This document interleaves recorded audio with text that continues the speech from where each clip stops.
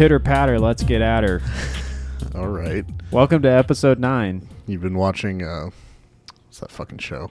Is that a show? Yeah, it's in a show all the time. Letterkenny. He says that a lot. My high school football coach also taught psychology. Oh. So he used to say pitter patter, let's get at her, and then like during class he used to walk around with like a golf club. Cool. Yeah, really weird. It's all right. Small town stuff. Small town stuff. Yeah, welcome to episode 9. Yeah, welcome. This is post what was the last episode? New Order. Wow. Mm-hmm. Yeah. That was a good one. Slint. This Slint. one is a Yes. not really themed episode, just some picks that we wanted we to both throw. randomly picked like completely different things than we've ever covered on the show. This is episode 4 in the vein of Purple Rain and Norma Jean, I think. Kind of. It's kind of in that similar vein. I think they're closer together than those two, though. I would agree. Personally. But yeah, welcome to episode 9. This is a wild one. it's a weird one. Are we starting with yours or mine? What did we do last time first? We did New Order. Yeah, we did New Order first. Yeah, so we're starting with Uchis. Uchis. Isolation. Okay, so Yes. okay. All right. So this album for me is very good. I love this album. I think if Chayne listened to it, he'd be like, yes, I'm sure Wakinyan loves this album. I don't think you love this album. I'm gonna give a guess. I'm gonna give a guess. I don't think you like this album. I think you liked certain songs, like particular songs. You're like, yes, I think this one's good. This one's good. Because this album's got a shit ton of different producers. Yes.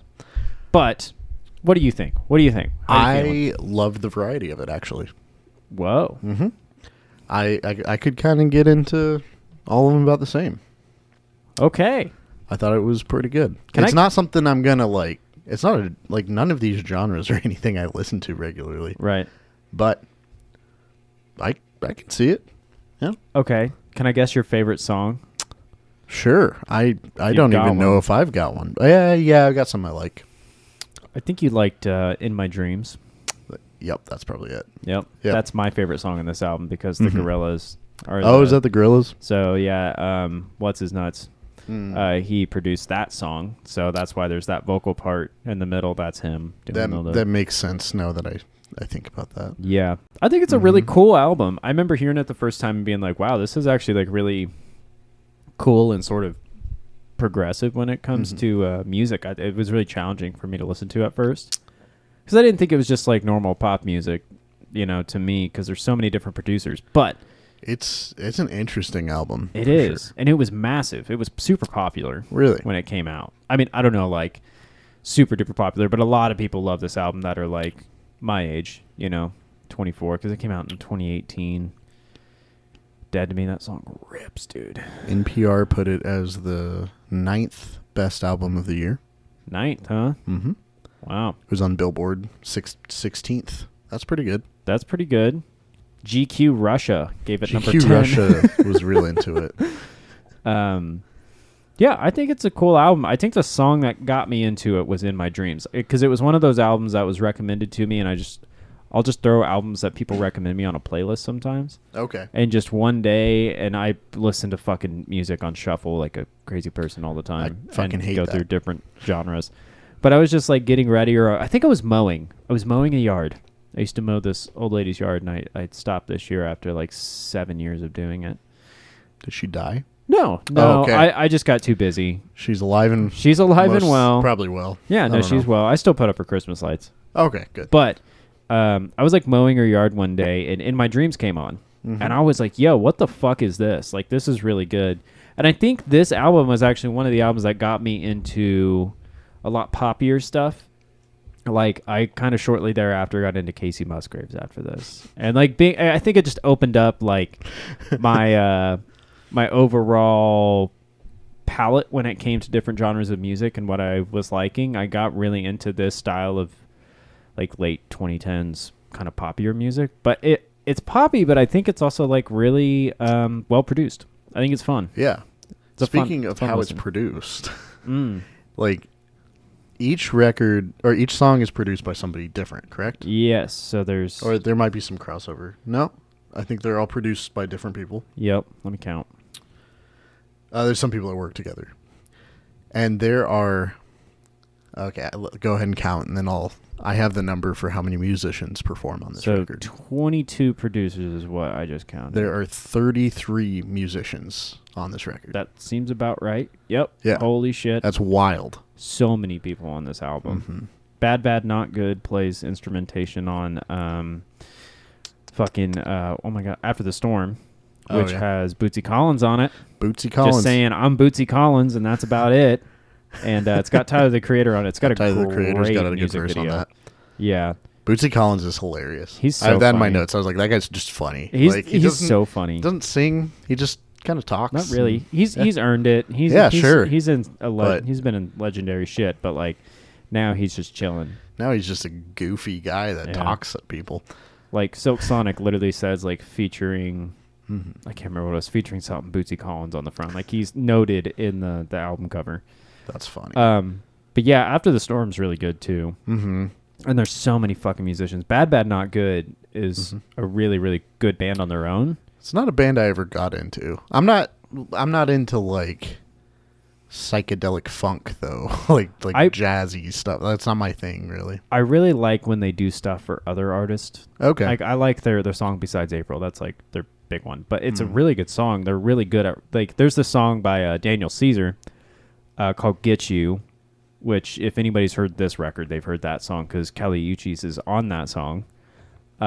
Super, again, kind of popular. It's like the Tinder profile song, you know. Yours was, what was yours? Yours was Law Dispute. Law Dispute. Yeah. Most Woman other... in Mirror. Yeah, every other girls was probably Get You. Okay. Or guy. Probably guy. Like emo guy who's trying to be like, yeah, I don't just listen to emo music, you know. But, that song is great, and Bad Bad Not Good played on that song for Daniel Caesar. So I think that's maybe how this got like linked up, where they ended up playing on her record. But just a super good band. They're one of those studio bands. Like Amy Winehouse had a studio band for Back to Black. Like that was a really, they got like a jazz band in New York, whatever, to kind of like do the instrumentation. And I think that's cool, especially when you have like a talented singer. Because Kelly Uchis is a talented singer. Yeah, but definitely. Also, what the fuck did you send me on Instagram? I don't know. That was just something on her Instagram. I don't even know what it was. I think it was some TikTok thing. Was it a TikTok thing? I don't know. She was saying... I don't think that was even her voice. I think she was just lip-syncing to some audio clip. It was... I'm old. I don't know what TikTok does. I don't understand I don't understand it either. It is what it is. But you sent me that, and I was like, what the fuck? I don't know what it is. I just thought it was weird. I thought it was funny. Let me watch it again. You're going to watch it again? Well, I'm going to go through the list of genres that this album claims to be. It's R&B, neo-soul, bossa nova, reggaeton, hip-hop, funk, bedroom pop, and alternative R&B. Okay. So here, I'm going to ask you this. Okay.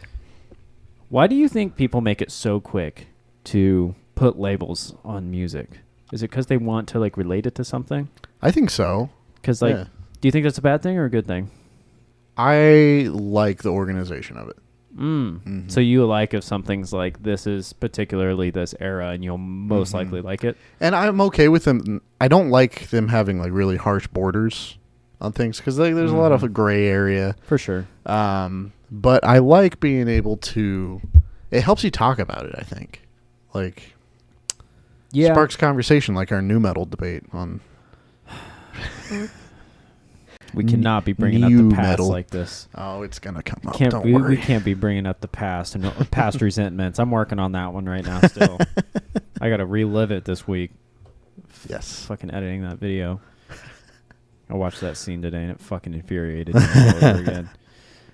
I think it is. I think having like genres can be good because it's like, oh, if you like this rock thing, I like when genres are more broad than they are like really getting super specific, because It gets to a point where it's just stupid. It's just like, that's the genre for just this band. Right. Nobody else has that. Yeah. Right. Well, I also don't like personally like putting myself in genre corners because it makes me feel like I need to, I don't know about appease. It's probably appease in my own head, but when you're put in a situation where like, oh, we're a rock band, like you only do rock stuff. And if you try to do anything outside of that, it becomes very uncomfortable because people, or whoever, yourself, I think, is like, oh, this is a rock band. It's like, I never start a band going, this is going to be this, and it's going to sound like, I want to do this band sounding like this. I've never had that mentality when I've started a band.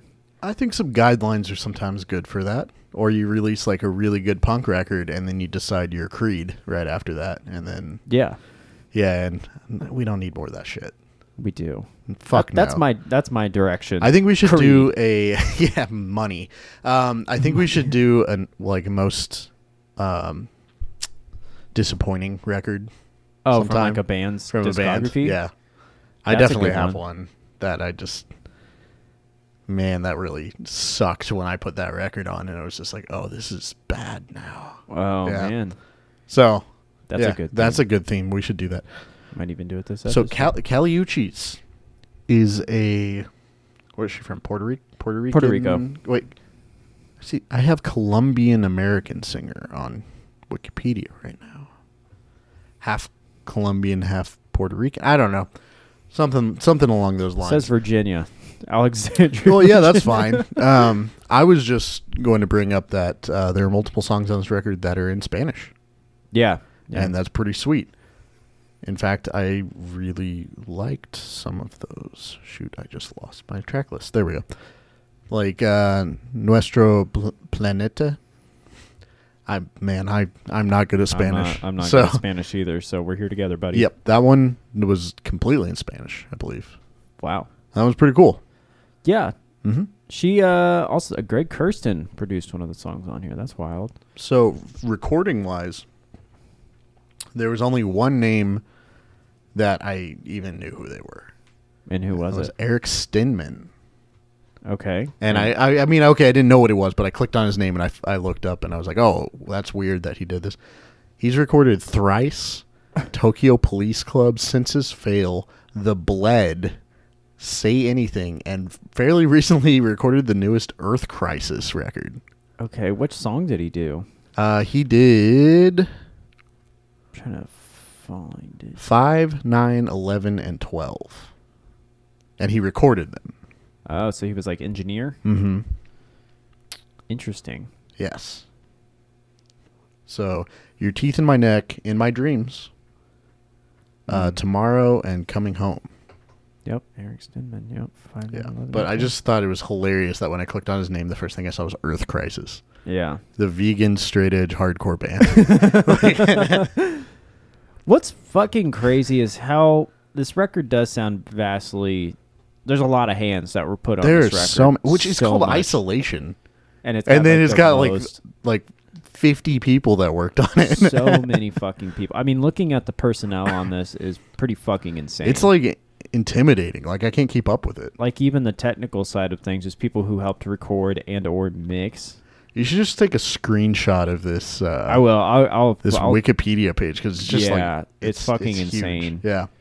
Kevin Parker from Tame Impala also had a hand in this. Tame Impale. Yeah, he had on Tomorrow, song Tomorrow, and of course he's got his little side project Tame Impala, pretty small band. Yeah, I don't really know them. No, I've listened to plenty of Tame Impala. Yeah, but lots of. See, there's just like also personnel that's like there's a guy that plays the Rhodes on here, you know, like Fender Rhodes. And guitar is on. That's the homie from Bad Bad Not Good. That makes sense. Jeff Giddy. I don't know who that is. It sounded like I was going somewhere with that. Simon Guzman played the conga. Hey, Simon, if you're watching. Heck yeah, Simon. Fuck yeah, Simon. You really made this record. Thundercat played bass. Oh yeah, I guess we should talk about Thundercat. Thundercat produced the song too. Yeah. Yeah, Body Language. Same song, I guess. Yeah. Yeah, he's just seen him live. That's very cool. Month. Which this record, if you like bass lines, this record's great. Tasty. Very bass lines.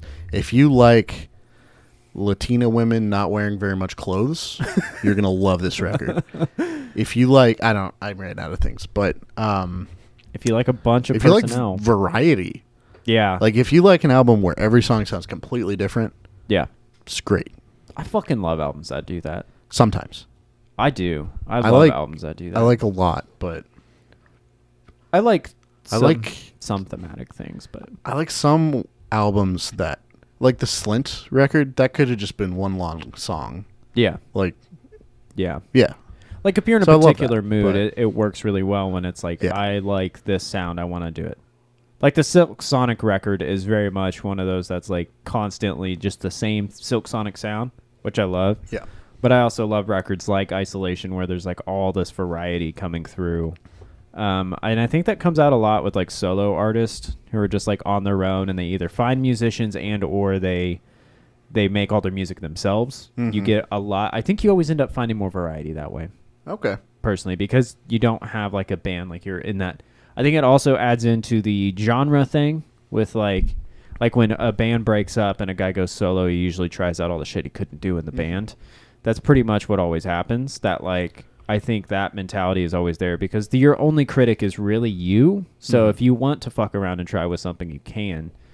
And in a band, it's a lot more difficult to try stuff out that's completely left field and have everybody be on board with it because it's your own personal taste, not everybody's. I can't wait till I break off from this podcast and just start a Go podcast that's just truly experimental and different from everything else. Yeah.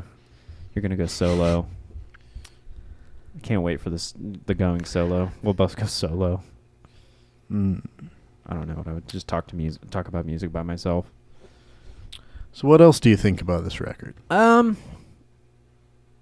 really like the production on it, even though it has a lot of hands in it, which can sound sometimes really inconsistent. I mean, all the songs just were like the song ends and then the next one starts. There's no like, crossover. There's nothing like so. It's not the most uniform record. I think it flows pretty well. They put the songs in a very good order. Yeah, they did. But it's almost like just like a good playlist. I think that could have been the intention. That could have been why it was also popular. Because it is, a lot of people make playlists. It kind of is. I wonder how much of it is manufactured by like a record company. And people listen to shit on shuffle. Yeah. I don't know who does that. Mm-hmm. I know. I've gotten so much shit for that because nobody likes for me to have the aux because it'll be like Prince and then Slint.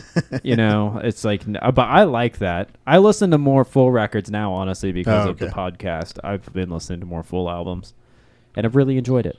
I was like, that's why I bought a record player too, so I wanted to get back into listening whole entire records in the order that they're intended for. Yeah. But I think overall on this record, even though it is really, it's not, I wouldn't even say it sounds inconsistent. It sounds very consistent. It's just all over the place seems like an exaggeration, but it's like it is very different each song. Yeah. To which you really don't. I wouldn't call it all because it doesn't seem disorganized. No, not at all. But it is. There's just a lot of different things they tried. So. Well, I wonder how long. It looks like it took like a... Huh. And I didn't really have songs. I mean, In My Dreams kind of stuck out. But a lot of the other ones, like... I look at their names and I don't even really remember it. Not in a bad way, though. Like, because I remember, like... kind of humming along to them. Yeah. But... I think In My Dreams has always stood out, and After the Storm. I like Tomorrow a lot, the Kevin Parker one. I kind of like Just a Stranger. Oh, yeah. Yeah. That one's a good one, too. Coming Home is good, that Greg Kurstin did. Greg Kurstin is the guy that did the last two Foo Fighters records. Your Teeth in My Neck was also pretty good. Dead to Me. I like Dead to Me. Dead to Me. Mm-hmm. That's a good one. Oh, I wrote in my notes that if Grand Theft Auto 6 is set in Vice City, the song Miami would be a perfect addition to that soundtrack. It's got to be. It's got to be in there. It's that's what it felt like to me. It felt like it would be in like a GTA cutscene. Of Vice City. Vice City, that'd be cool. Yeah, I think the next game's going to be in Vice City. They should, because that was my favorite Grand Theft Auto. If it ever comes out, but... I think it will. They've re-released the 5, they're in like the 4th release of it or something. Well, shit, that game's almost 10 years old. Mm-hmm. That's fucking nuts. I was at the midnight release. I was really? and I went at 9 p.m. to get a spot in line, and I was in group 1. So when I showed up at midnight, everybody was in line. I got to skip everybody since I was in group 1. And I got it, and I didn't go to school the next day because I played Grand Theft Auto all day. Yeah. My mom let me stay home. Oh, my parents would never let me do that. Oh, yeah. And everybody was so pissed because I was ahead of everybody else. Like, everybody was trying to, like, get to the end, but we all knew the campaign was, like, stupid long. It was a pretty long campaign. And it had 3 different endings. That online is just the worst experience I've ever had in an online video game, too. It was great when it came out. Or maybe Red Dead Redemption 2 online was worse. See, I never played that one. I played Red Dead Redemption 1. The campaign for that is one of the best ever. But oh, yeah. Yeah, that online is rough. I just get tired of, like, buying shit. Like, I don't want to have to pay for stuff. Yeah, I always wait for things to go on sale. I came into Grand Theft Auto 5, like, way, way late. It's a good game, but the online is just like, if you don't have money to buy Oh, upgrades, yeah, I'm not going to spend money on that shit. I already bought a fucking game. $60 game if they're buying new. I wonder what Uchis thinks about Grand Theft Auto. We should ask her. Should I message her? Yeah, message her on the Earswap podcast account right now and see if she responds. Okay. Let me see. Yeah. We'll put a screenshot. Oh. My Instagram. How many followers is she? She's got 4 million followers. Oh, would you have ever guessed that? I know absolutely nothing about any of these genres, so maybe. I don't know. My computer's not working. You know, I don't know what she's like. But she's an artist I would never want to meet for some reason. I'm not a meet the artist type, but we've talked about that before. Yeah. I'm not usually, unless I like happen to run into them, I don't go out of my way. But I just don't know what to talk about. Yeah, she's got a post with 1 million likes. That is so fucking crazy to me. 4 million message. Do you think she'll be respond? Hey, do you like Grand Theft? Oh, I didn't spell it right. Auto. Kelly Uchis, if you're watching and you want to be the first guest on Earswap podcast in Wichita, Kansas. All right, it's sent. Cool. All right. Hopefully by the time this comes out that she'll have responded. Maybe during this episode. We don't know. Yeah. She might respond and be like, oh, shit, these guys are really curious about... What if she tells us Miami's in the new Grand Theft Auto? Dude, I don't think Rockstar Games would like that very much, but that'd be cool if we leaked that. Yeah. Didn't they go, like, hard after the people that leaked stuff recently? Did you Rockstar? Rockstar Games, yeah. Like, some GTA 6 stuff got leaked. Oh, really? And they, like... Well, somebody in the offices had to have done it. I don't know. That's I like didn't how albums really get follow leaked. it very well, but I know people were mad. Okay, I have another topic of conversation. Speaking of leaks, how do you feel about like getting one? Yeah, I'm gonna go take a leak. Lost coffee. Yeah. How do you feel about like albums leaking? Mm-hmm. They come out early. Do you listen to them or do you wait until the release? I can't think of a single time that something I was looking forward to got leaked. Okay, so I've done this many of times when albums have leaked. I've listened to them, and I've had people I've had other musicians tell me, like, well, you're not supporting them by listening. I'm like, dude, you know what I'm going to do? I'm going to listen to the album on fucking Spotify. And then you're going to buy it. And then I'm going to either buy it or go to their fucking show where they're actually making money. Buy a t-shirt. Honestly, that's the better thing you can do anyway. Buy a fucking t-shirt. Mm-hmm. Like, fuck your streams. You don't make jack shit from streams. Also, Trust buy me, I know. our t-shirt whenever we make a t-shirt. It could. Yeah. Might be soon. I don't know. Might be soon. I don't know. We got some. Yeah, it's cooking. It's in the oven. The oven's just on low right now. We got a bun in the oven. Yeah. But I feel like I remember having a conversation with another like musician friend of mine about that, and he was just like, whoa, why would you get the album leaked? Like, you're not supporting the band. I'm like, dude, you're not supporting the band by listening to fucking Spotify. Mm-hmm. Like, that is no different. And I'm going to listen to it on Spotify a week later. Oh my God. Sue me. But like, it was like the Chili Peppers album. Mm-hmm. They always leak. And they don't need your fucking support anyway. They make their money from tours. I actually just watched an interview with Anthony Kiedis about that, where he was like, yeah, the transition from CDs to streaming really didn't affect them because they just were like, well, we've always toured, and that's where you make your fucking money. You make money from merch sales. For sure. That's literally the truth of the matter. You need to go out, tour, play your shows, and do it. You are not going to make a sustainable living by just releasing an album on Spotify. It's an unrealistic standard because you have to make like 5,000 streams. You get like $25 for like 5,000 streams. That's nuts. You sell 2 T-shirts. There you go. So it's like, it's no different than it was really back in the 80s or 90s. It's like you still have to tour, you still have to grind if you really want to make a living at it. But now you also have the issue of like artists don't really get paid worth a dick unless you have an album. And the internet is a way to facilitate that. Mm-hmm. And this might be a hot take. I don't know. Like it's fucking music. Like it's art. And if you're sitting there looking at it as a way to make it like your financial support system, that's a good goal to have, but you need to be realistic about it. You know, where like I don't release an album on Spotify and go like, yeah, dude, I'm gonna fucking make so much money. Make it big. Yeah, it's like no, it's an unrealistic. Get picked up by Sony. Sony, yeah, I want to be picked up by Sony or Warner Brothers. But it's really no different. So I've always been like if an album leaks, and record executives apparently don't care about that shit anymore because it honestly hypes the album up more. Like honestly, when it leaks, everybody's like, "Oh shit, have you heard?" Also, they're getting paid no matter what. Yeah, like, they're getting their cut. You don't worry about them. Yeah, doesn't fucking matter. Lars got all upset about Napster when it came out, and I'm like, Lars is gonna get upset about something. Something. He's always upset, I guess. But it's like the people who are fucking streaming your music on Napster are like the people that can afford to go to your fucking shows, you know, because you're $300 a ticket, and then you have crazy ticket prices these days. You know, like Blink-182. You want to go see them for $900? Fuck no. A fucking ticket? That is insane to me. Like, I know I spent a lot of money to see Norah Turnstile Jones. is opening for them. I'd rather see them. Yeah. Not for $900, but... No. And, like, you could have seen them in fucking Lawrence last week, you know, for a fraction of the price. Kansas City. Kansas City, yeah. Yep. But, yeah, it's fucking weird. Yeah, Greg hit me up and he was like, "Hey, you want to go to this concert tonight? I've got an extra ticket." And I was like, I work in the morning, man. I can't do that. And I was like, I mean, I'd love to, but I can't. Been dope. Yeah. That would have been dope. I wish I just did shit like that sometimes where I just picked, fuck it. We're irresponsible. And just drove out to Kansas City a couple hours away and just went to a show. And get to a show, get 2 hours of sleep, and go to work. Yeah, I love that. I can't fucking do that shit anymore. Mm-hmm.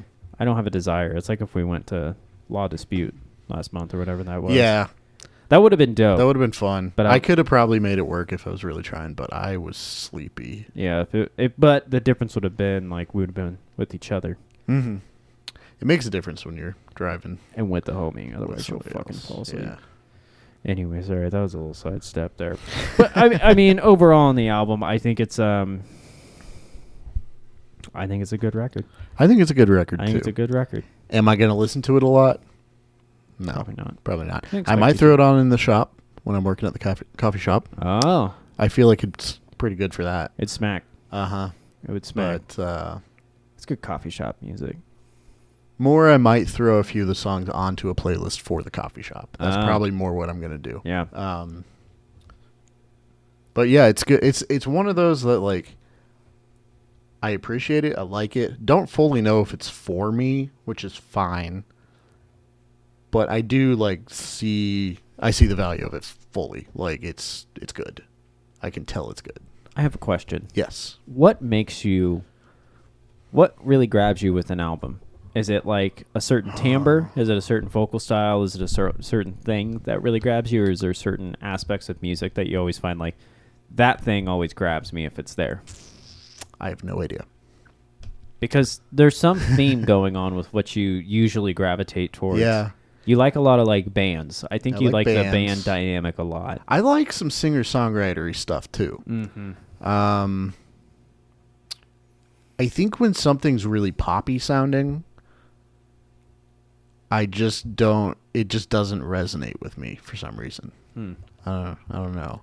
Also, when something's too happy sounding, like if something's real sad, I get it. Yeah. But so you feel like you just relate more to something that's maybe a bit more somber or more aggressive, maybe like frustration, just based off of like I don't know. Maybe I'm just an angry person. I don't know. You're the angriest person I've ever met, Chayne, in the world.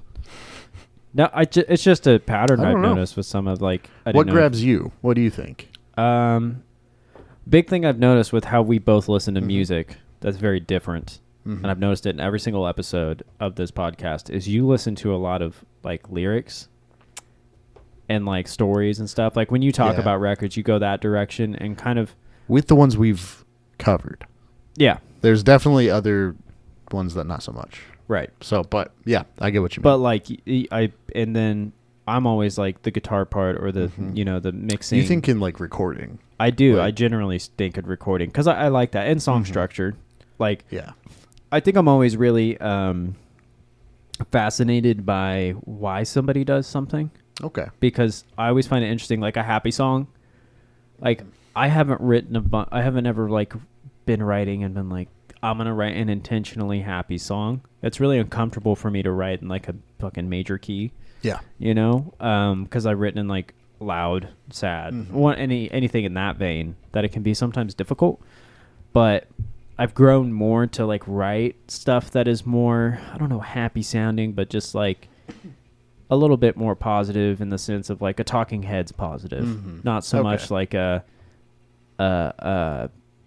whatever fucking pop artist happy sounding. LMFAO. Yes, not in like an LMFA. We should cover them. I should take the lenses out of my glasses. You should. And do we should do an LMFAO. LMFAO episode. Whole coverage on LMFAO. They only released 2 albums, right? And then they broke up because they hated all the popularity, apparently. Good for them. Let's look up LMFAO. You guys remember them? Anybody remember? It's been 10 years. Wow, this shit's so dated. Albums. Party Rock, and then Sorry for Party Rockin'. They disappeared. Yeah, because they were like not about 303 on their fans also like.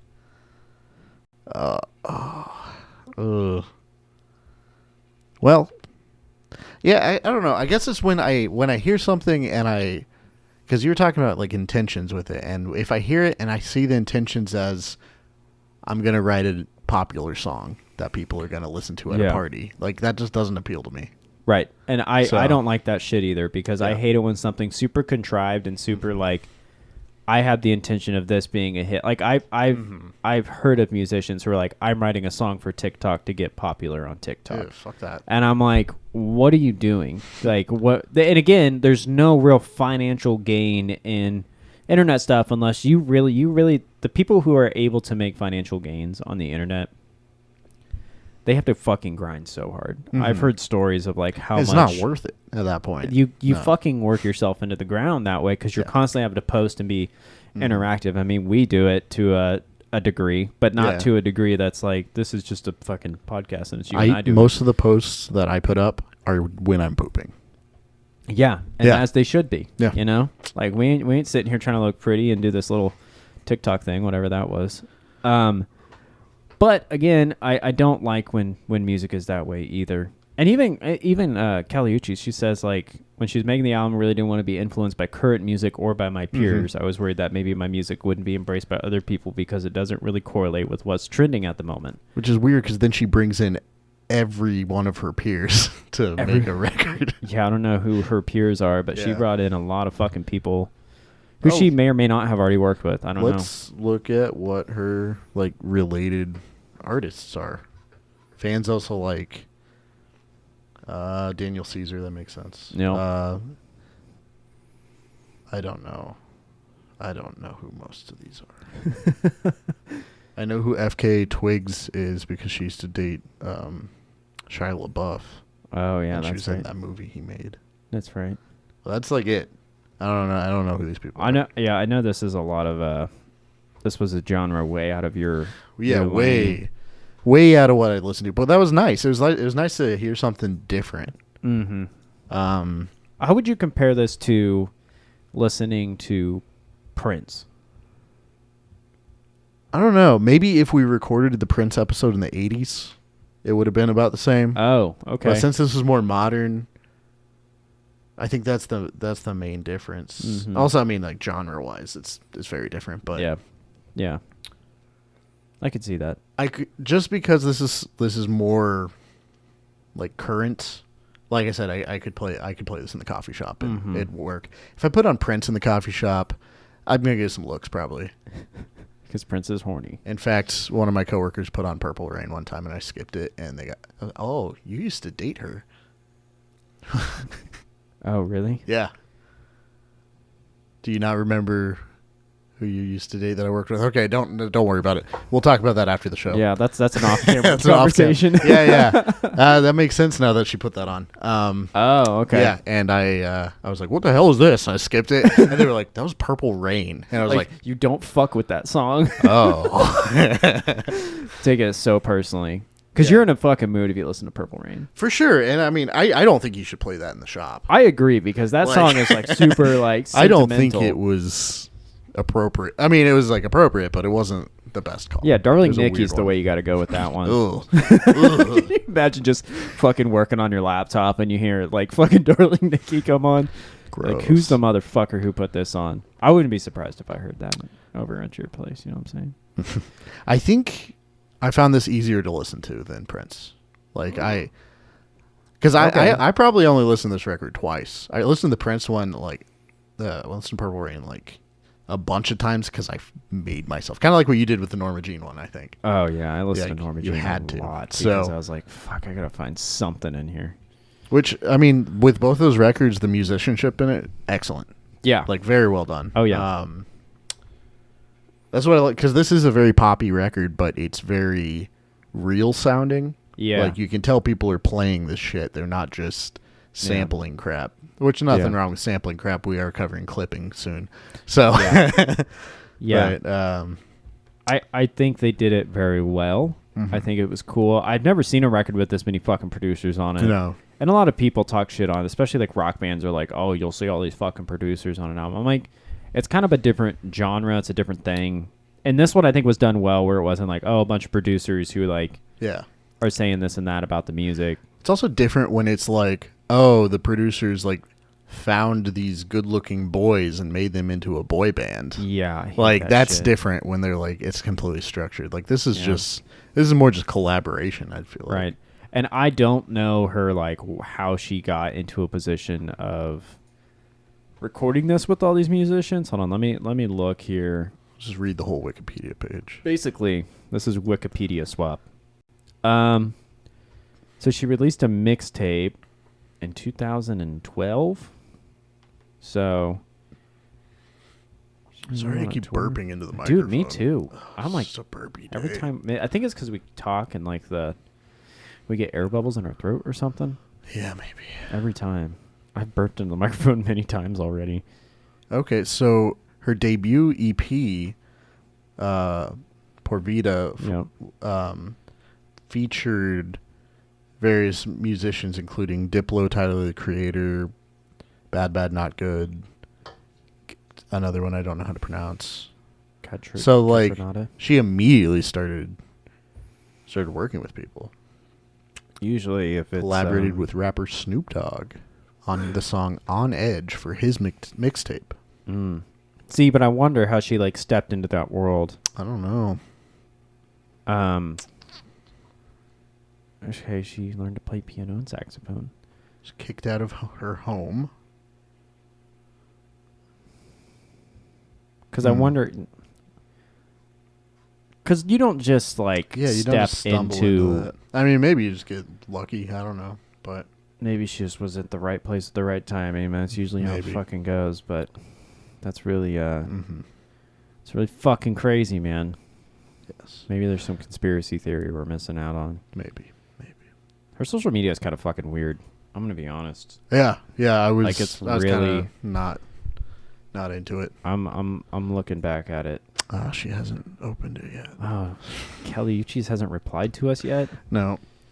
All right, I should probably rate this album. Okay, we probably covered it pretty. Yeah, good. I think we got what we wanted. Go out of listen this. to it if you're not into this kind of music. Give it a shot. Like I said, I had a good time. Do you have any like for fans of things, or do you think anybody who's into anything should listen to this? Well, I already said for fans of bass lines and whatever. Do you like tasty bass lines? Tasty bass lines for sure. But it's just, boot up Vice City, put this on. That's what you should do. For fans of Vice City, Grand Theft Auto Vice City, you should listen to this record. Yeah, if you've ever played Grand Theft Auto Vice City and listened to V-Rock, then this is the album for you. Mm-hmm. So what are you going to rank it out of I need a rating system. Let's do a rating system of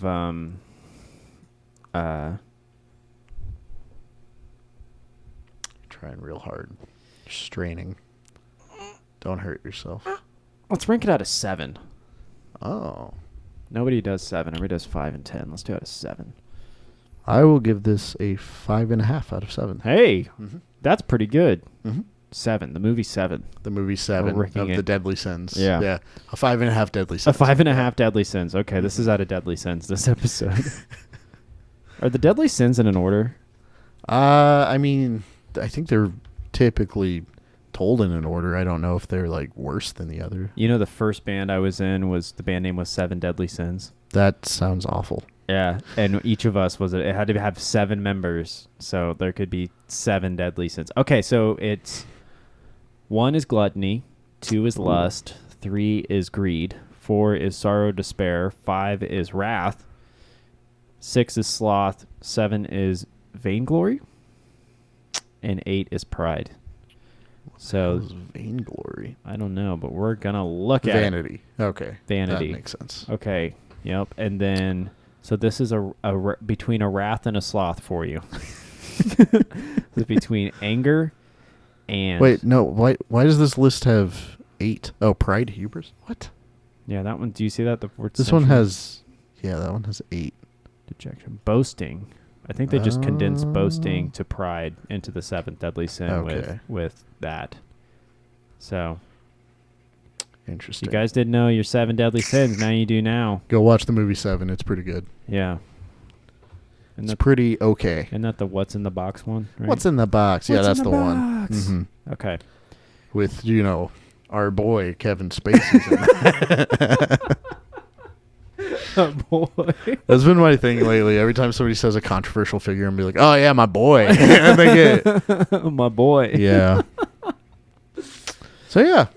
Good Okay. record. Good pick. Doing Doing what this show's supposed to do. Or make it really really uncomfortable for Chayne. Yes. That's the goal of this show. Speaking of discomfort, let's talk about this clipping record. Clipping. There existed an addiction to blood. Yes. This is a horror album, which you had thought about recommending this for the Halloween special, Yes, if we weren't doing a like a movie soundtrack. movie soundtrack, this was going to be my pick. Yeah. What are your thoughts? Why'd you recommend me this album? And did you think I'd like it? I recommended it because it was different than everything else I've recommended. Yep, I'll give you that. And I knew you didn't know what it was. 100%. I didn't know if you were going to like it or not. Okay. That's kind of the fun of the show, right? That's right. Yeah. So I listened to this a couple times. I kind of told you the other day, but I was like listening to it on the way to cover band practice. So I was putting this record on, and then I was going into practice to play that funky music and Brick House and In the Air Tonight by Phil Collins. Like, it was a super jarring cut. It was healthy though. It like felt really refreshing to go into there, and then when I left there, it felt refreshing to put this on. So I listened to it on a car. It was a really good listen because I had like an hour drive. Oh, and yeah. I was like That driving all the way fits to pretty the good country. with it. Mhm. And it was beautiful, actually. Like It's this an record. hour and 8 minute Yeah. record. Yeah. And that's including the 18-minute final song. Yes. So which, honestly, you don't need to listen to all the way through. No. I did today. I listened to that one all the way The through whole today. thing? Mm-hmm. I think I got through most of it, and then I restarted the record. But I listened to it, and it was honestly, I'm going to associate this record with that drive because it was beautiful because it's like fall time, and it was like trees, and I'm listening to this kind of fucked up record. Yeah, this is like a horrorcore record. Yeah. Yeah. So,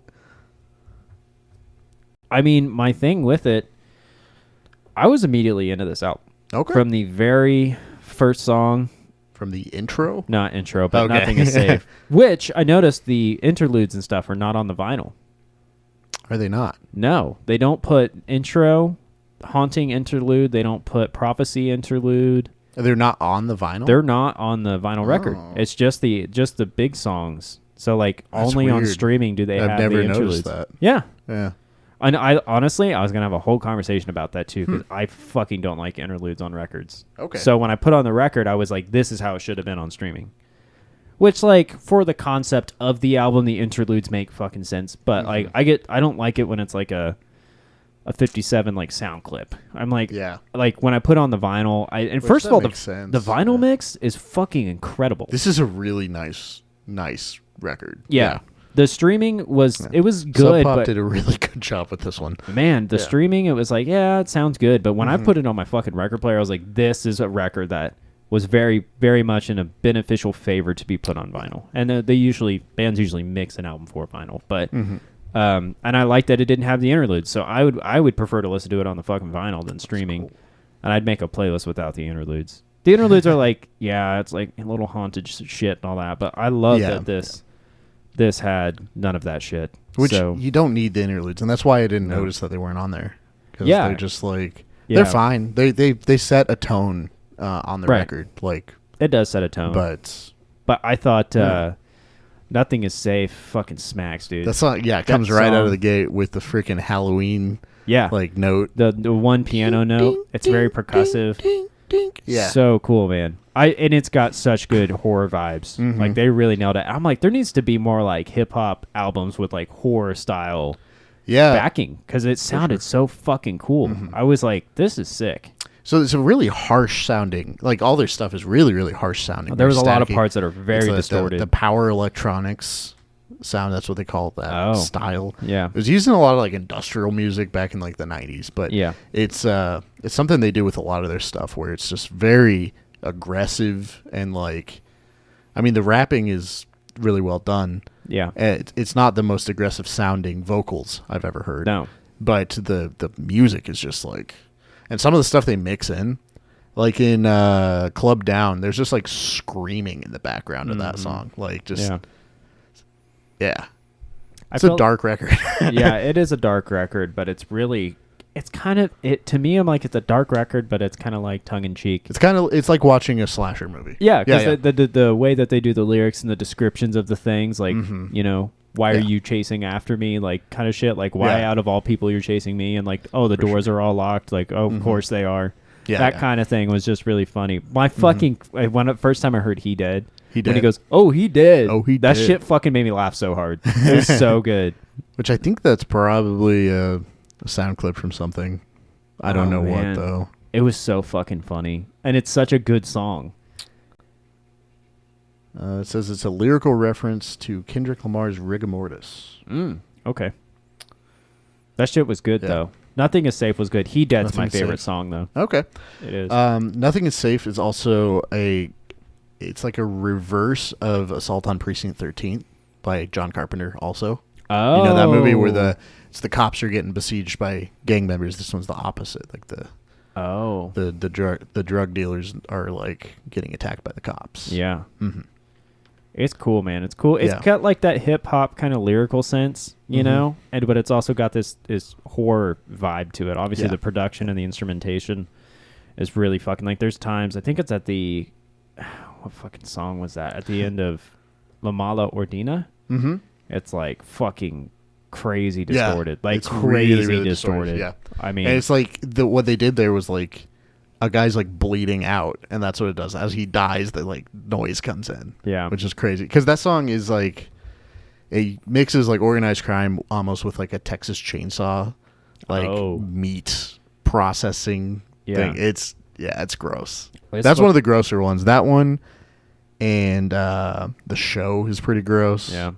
Run for Your Life kind of is too, but I loved this record from the get-go. Nice. There was none of like that, oh, I have to get into it. I was like, dude, this is great. Because like I also realized too, I've listened to a lot of like fucked up, in quotes, distorted, weird music. Yeah. It kind of reminded me of Swans. I could see that. Yep. Like it had that wall of sound kind of thing.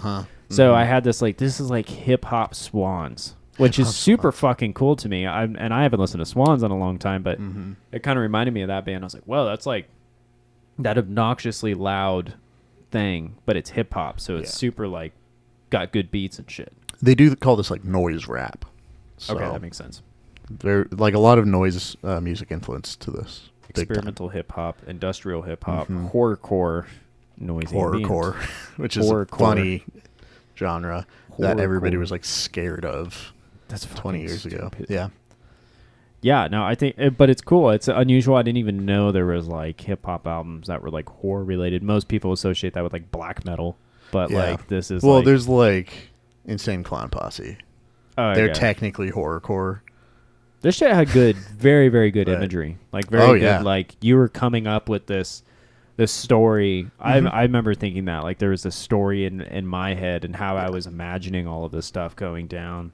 Which he's got a song Story 7, which all their stuff, like they have, story 1 up to, I think it's up to 7. Maybe they have 8. Yeah. No, I think it's up to 7. And they're all just different stories. And they actually have recurring characters within those. Yeah. So I don't know like the whole lore with those, but they're like, story 2, I think it was probably what got me into this band. Okay. That's off of I think it's self-titled. Yeah. Story 7 was cool because it's like they're very clearly saying Cynthia, which is really fun because it's like Cynthia crossed her leg at the bar now holding up a drink, wink lips. Yeah. Cynthia whispers in his heart now takes another beat. Think skips. Like that shit's so fucking cool. Dude, he's such a good lyricist too. Great. Like, I mean the lyrics to Cynthia are also so well. crazy long. And he's just ripping through them. Oh yeah. So yeah, then that one, like the lady's like a werewolf at the end of it, which is fucking crazy. Like all this is like just monsters. Yeah, the show is like a Red Room or it's something like Hostel. Where they're like for a crowd online, this guy's just like torturing and killing people. Yeah. Which I mean, there's like rumors that exists, but it's mostly like just internet idiots just enjoy the show, scaring each other. I want my money back. Yeah, I mean, cool. I mean, this is probably one of the most like imagery heavy albums I've listened to in a while because most stuff's like lyrical, this and that, personal stories. Where this was like you're hearing an actual kind of like a murder ballad, in that sense of like listening to the album Murder Ballads by Nick Cave. It's like very storytelling. Where this is that same way, but through hip hop, which I've never felt that way with most hip hop I've listened to.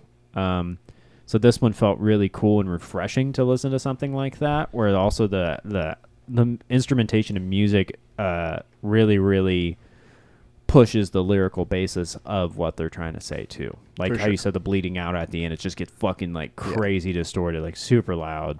And I mean, all their stuff, like, it's very modern. So it's like the songs are about monsters, so they're also about like racism and all that, and that comes through it.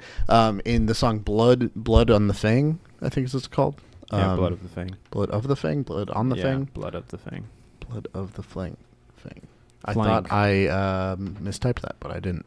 That one, there existed an addiction to blood. Actually, comes from a 1973 blaxploitation vampire movie called Ganja and Hess. And that's where that clip comes from. Oh, okay. So it all like relates. That's the vibe they were going for. It was like these like exploitation movies from the 70s that were like just gross horror stuff. Like that's, and it fits. It fits so well. It does, yeah. I mean, the lyrics, if you just look at the lyrics of all these songs, like of Blood of the Fang, they're fucking massive stories. I mean, I can't imagine playing the shit live and trying to remember all that. That'd be crazy. So do you know who Daveed Diggs is, the rapper in clipping? No, I don't. So he's an actor also. Oh, okay. Actor and musician. He's most well known for being in Hamilton. Hamilton, huh? Yeah. Whoa, like the new Hamilton? Like that everybody was the raving play. about? Yeah, like. What the fuck? Yeah, he's like got one of the lead roles in it. I've never watched it. Or Marquise he did. Del Lafayette and Thomas Jefferson. What the fuck? Are you... He had a huge role in that. My mind is blown right now. I was not... Yeah. It's fucking crazy. He's in a lot of TV shows. Yeah. He was in Zootopia. Zootopia? Dude, that movie is fucking good. He's in The New Little Mermaid. He plays Sebastian. Wow. And he just made this fucking crazy horror album? Yeah. Well, I mean, I don't know what he was doing first, but I knew him from clipping for a long time. I didn't realize he was in all this other stuff. Wow. Until, like, looking back on it. Oh, he's in Soul. I love that movie. Bob's Burgers. Yeah, Bob's Burgers. Snowpiercer, the TV show. Yoga Boner. Short film. Rock Hard, The Rise and Fall of Sexual Detergent. Okay. I guess. It's a short film. BoJack Horseman. Sesame Street. Hell yeah. Elmo Comes Clean on that episode in 2017. Elmo gets off the drugs in that one, I guess. I don't know. Elmo goes to AA. So yeah. This is. I completely forget that he's, because I've never seen Hamilton. I'm not a musical theater guy. Neither am I. At this point, I'm not going to see Hamilton just because everybody talks about it all the time, and I'm just an asshole. Is it one of those things that it's one of those things like I just don't want to watch it. I have no desire to see it. Man, so I fucking hate it when that happens. Yeah, I really do. There's so many things that I'm just like, God, everybody won't shut the fuck up about. Yeah. Like the Dahmer it's like show. Out of spite. Well, I'm probably gonna watch the Dahmer show, but I'm like, whatever. I might watch it like. I might watch it after this. I don't know. The other day, I was like, should I watch Squid Games? Because I refused to watch that too. Yeah. Oh, years late. At this Is that point. years? Yeah, I think that came out long? like at least a year ago. There's certain things I was into, but like now with all the like Marvel and Star Wars shit, like I just can't keep up. Okay, Squid Game came out last year. Was it last year? Mm-hmm. Oh, It's been okay, a it's year. a year. Yeah. Wow, but everybody was talking about it. What happened to it? You guys remember Squid Game? I Squid don't even know what that Game. show's about. Is that like Hunger Games? I don't know. I don't really know. Sorry, Squid Game fans. My ignorance is showing here. Yeah, I didn't watch that one because people wouldn't shut up about it. Yeah, So and now nobody talks about it. So maybe I'll get into Hamilton in like We 15 should watch years. Hamilton in 15 years Yeah. when we're still doing this podcast. Episode 5,000, watching Hamilton finally. Yeah, that's fucking crazy. Yeah. Did not expect that one. I thought it, yeah.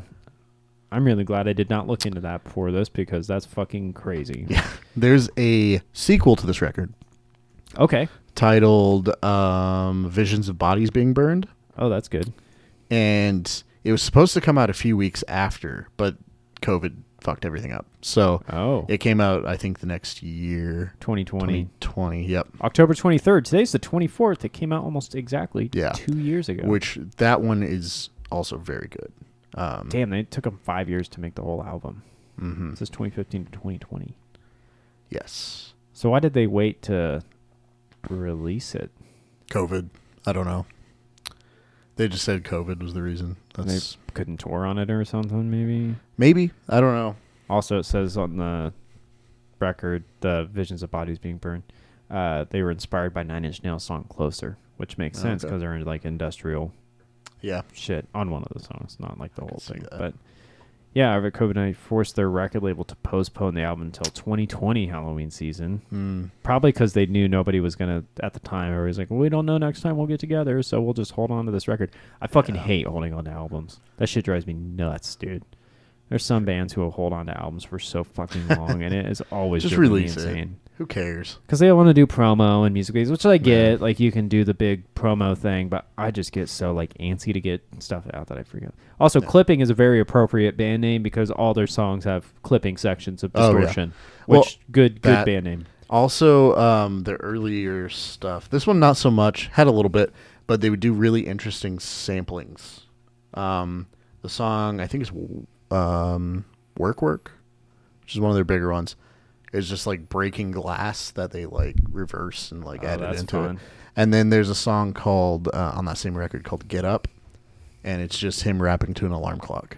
It's great. So dope. I almost gave you that record, but I was like, I think he's gonna like this one more. I like that one. That was a good introduction. I want to listen to other stuff. I'm into that like heavy distorted. Save Visions of Bodies Being Burned because that might be a good one. Okay. If we do a sequels episode or something. That would be fucking. That's a great idea. I've also got other ideas for a sequel episode, so we might have to do more than one sequel episode. But we do a sequel episode series. Sequel. Yeah. Yes. Wow. First album 2014. They're on the Sub Pop label of grunge fame. I'm honestly shocked they're still a label, but they put out a lot of good records in the like 2010s and 2020s. So I feel like vinyl is like becoming an industry that's actually like sustainable now. Like they're making pretty good money off of, especially like pre-orders and stuff. Like special edition things. Like if you can shell out the $2,000 up front, then you could be able to make a couple dollars off that stuff for sure. Done it before. It's very expensive. Definitely did not make money off of it either. I've got one of those.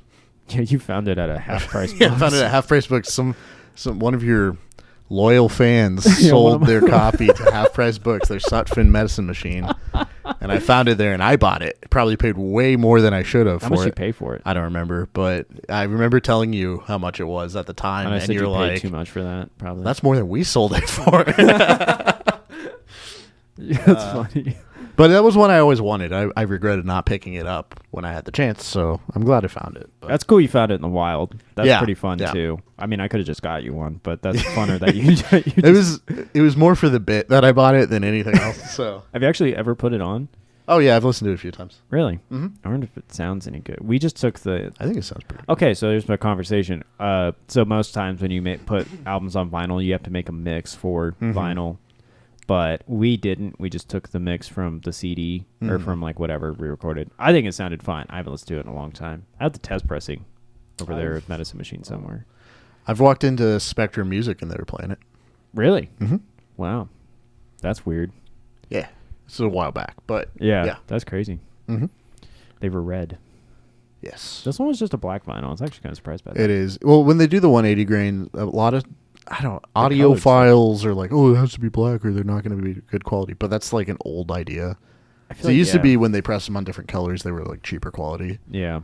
But they can do it all with whatever I feel like now. anymore, so that shit's it like doesn't matter. But really improved these days. and this I bought from Spectrum. Like this. Oh, is, really? Yeah, I bought both of them. This That one and the and sequel. the sequel. Yep. Cool. Well, I think out of 7, Mm-hmm. I'm going to give it a...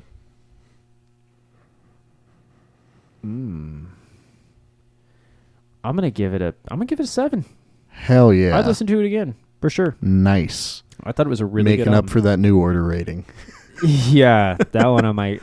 That episode's not out yet as we're Yeah. filming this. Then I might get some shit for that one. Maybe. because- Yeah. Jason, we were playing New Order in the shop today, and our Oh, friend yeah. Jason of Jeremiah Foundation, Yeah. and I can't keep up with the projects that he has going on, honestly. Yeah.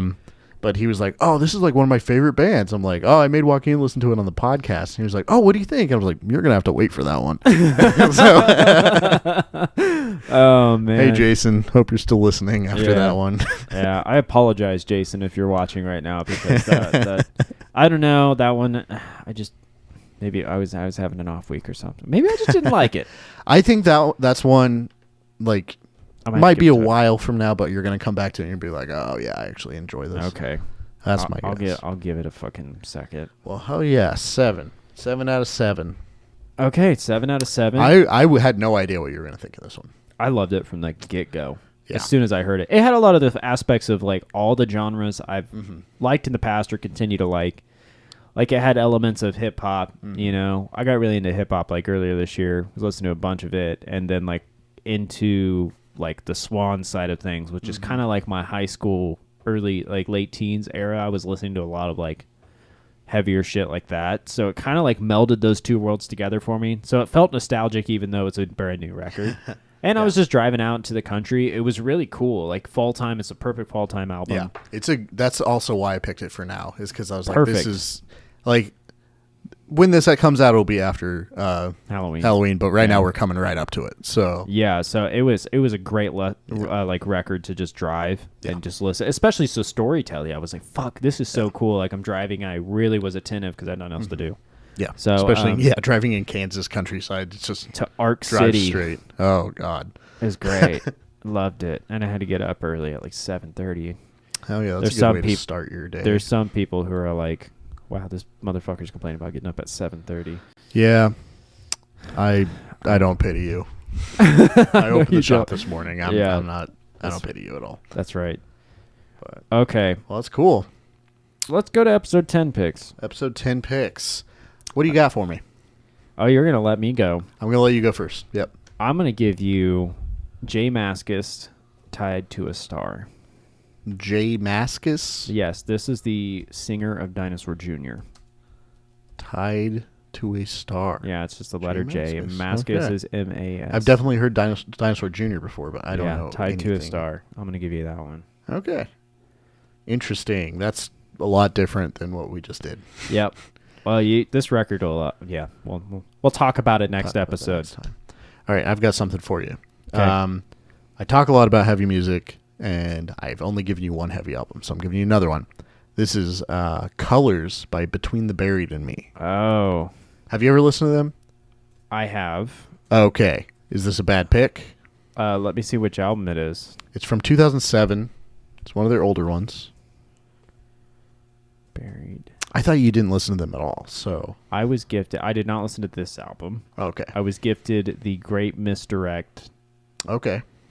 And... I haven't listened to The Great Misdirect at all. So I listened to that one. Wasn't my speed at the time, but that was like fucking years ago. So okay. I will take it. I will take Between the Buried and Me. Sweet.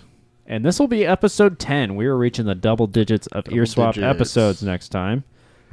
Got it fucking crazy. Mm-hmm. So yeah, episode 10. If you're still sticking around 10 episodes in. Or if you're brand new. Thanks Welcome. For being here. Yeah, and thanks for checking out the albums. Yeah, be sure to follow us on all the stuff too, and check out our stupid poop postings. And yeah, we don't post of poop, but we don't post of poop. That's the other podcast. Yeah, that's the other podcast, which I want to bring back.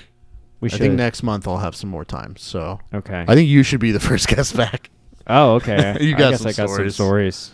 Yeah, I've been keeping those locked up, lock and key, baby. I got some stories. But yeah, follow us at Shark Stories Pod on pretty much everything. Send us messages. Let us know what you want us to cover, I guess. Yeah, like, if you got any any ideas, a suggestion, that'd be fun to do a listener suggested episode. Yeah, so, or maybe Shane and I could talk about the same record and see what we thought. Yeah, that'd be fun. We can do anything we want. We'll give the fans the record to listen to. The fans. And then we'll listen to something they suggest. Yeah. And we'll read their comments. Oh. I don't know. That sounds messy, but it could be fun. That could be messy. Yeah. But I like messy. You like messy. That's good. Yeah, be sure to check it out. We should have we'll have some t-shirts here. Also give us a review on our stuff if you can. Yeah. I don't know if anybody's done that. Yeah. I haven't. I'll do it. 1 star. I haven't checked. They never stop talking about poop.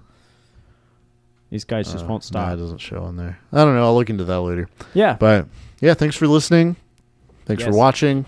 We'll see you next week on episode 10, baby. Bye-bye. Bye-bye.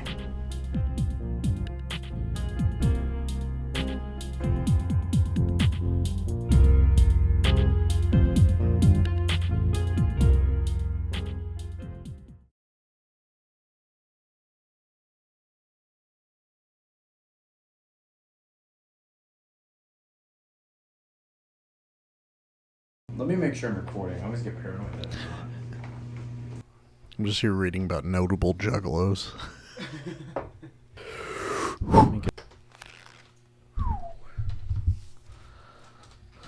We did it. Did the thing.